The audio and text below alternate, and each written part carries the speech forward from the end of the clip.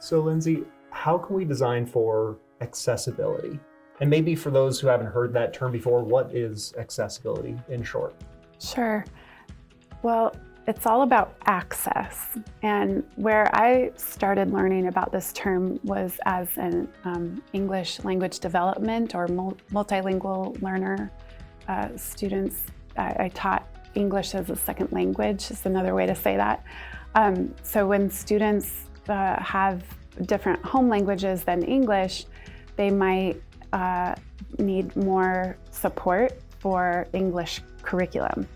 And there are things that we can do to provide that to them and make the curriculum accessible. The idea is making the curriculum accessible to all students. And accessibility is a term that we often hear in the world of special education or people with disabilities. There's a statistic I read recently that about 1 in 5 people has a disability.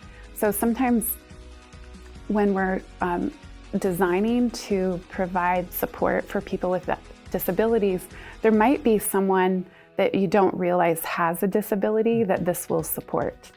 And it's tools like larger text or voice, like when you can listen, have audio instead of a text to speech, or translation. Those are examples of accessibility. Love that. And there are ways that you can understand why accessibility is important. There's some simulation tools. There's websites where you can see what it's like to be colorblind, for example.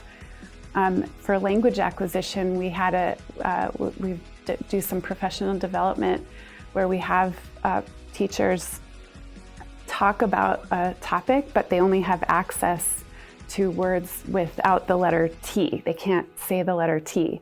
And it helps to feel and understand what it's like when you have the answer and you know the content, but you might be struggling for how to produce it in a language other than your home language.